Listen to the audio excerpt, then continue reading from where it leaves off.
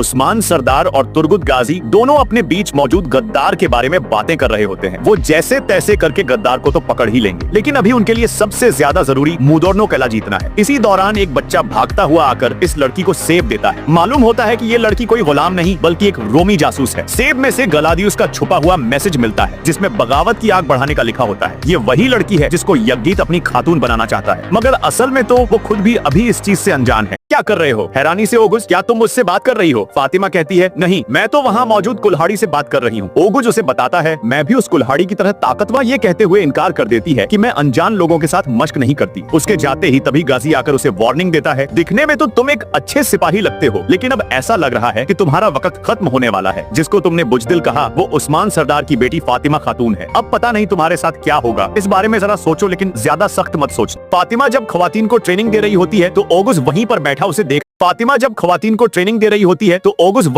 उसे देख रहा होता है। फातिमा ये देखकर उसके पास आते हुए पूछती है, तुम यहाँ क्या कर रहे हो? हैरानी से ओगुस, क्या तुम मुझसे बात कर रही हो? फातिमा कहती है, नहीं, मैं तो वहाँ मौजूद कुल्हाड़ी से बात कर रही हूँ। ओगुस उसे बताता है, मैं भी उस कुल्हाड़ी की तरह ताकतवर हूँ। वो उसे डरपोक कहते हुए मश्क करने का कहता है, लेकिन फातिमा ये कहते हुए इनकार कर देती है कि मैं अनजान लोगों के साथ मश्क नहीं करती। उसके जाते ही तभी गाजी आकर उसे वार्निंग देता है, दिखने में तो तुम एक अच्छे सिपाही लगते हो, लेकिन अब ऐसा लग रहा है कि तुम्हारा वक्त खत्म होने वाला है। जिसको तुमने बुजदिल कहा, उस्मान सरदार सुबह होते ही फजर की नमाज के बाद मुदोर्नो पर हमले की प्लानिंग करते हैं। शामिल आकर फतह की मुबारकबाद देते हुए खुशखबरी सुनाता है कि शूशा में बहादुरों को जब आपके अजीम मकसद के बारे में बताया गया तो वो बहुत खुश हुए और अब वो आपको तमाम आलमे इस्लाम का रहबर मानते हैं। इसी बीच खबर आती है कि बाला खातून आ रही है और हालात ठीक नहीं है। बाहर आने पर मालूम होता है कि हलीमा शदीद जख्मी है। अलाउद्दीन फौरन उसे स्ट्रेचर पर डालता है और मेडिकेट करने के लिए ले जाता है। बाला खातून के हाथ खून से भरे होते हैं। वो उस्मान सरदार को सारा वाकया बताती है और वो सोचते हैं कि आखिर उस्मान सरदार सुबह होते ही फजर की नमाज के बाद मुदोर्नो पर हमले की प्लानिंग करते हैं। शामिल आकर फतह की मुबारकबाद देते हुए खुशखबरी सुनाता है कि शूशा में बहादुरों को जब आपके अजीम मकसद के बारे में बताया गया तो वो बहुत खुश हुए और अब वो आपको तमाम आलमे इस्लाम का रहबर मानते हैं। इसी बीच खबर आती है कि बाला खातून आ रही है और हालात ठीक नहीं है। बाहर आने पर मालूम होता है कि हलीमा शदीद जख्मी है। अलाउद्दीन फौरन उसे स्ट्रेचर पर डालता है और मेडिकेट करने के लिए ले जाता है। बाला खातून के हाथ खून से भरे होते हैं। वो उस्मान सरदार को सारा वाकया बताती है और वो सोचते हैं कि आखिर उस्मान सरदार सुबह होते ही फजर की नमाज के बाद मुदोर्नो पर हमले की प्लानिंग करते हैं। शामिल आकर फतह की मुबारकबाद देते हुए खुशखबरी सुनाता है कि शूशा में बहादुरों को जब आपके अजीम मकसद के बारे में बताया गया तो वो बहुत खुश हुए और अब वो आपको तमाम आलमे इस्लाम का रहबर मानते हैं। इसी बीच खबर आती है कि बाला खातून आ रही है और हालात ठीक नहीं है। बाहर आने पर मालूम होता है कि हलीमा शदीद जख्मी है। अलाउद्दीन फौरन उसे स्ट्रेचर पर डालता है और मेडिकेट करने के लिए ले जाता है। बाला खातून के हाथ खून से भरे होते हैं। वो उस्मान सरदार को सारा वाकया बताती है और वो सोचते हैं कि आखिर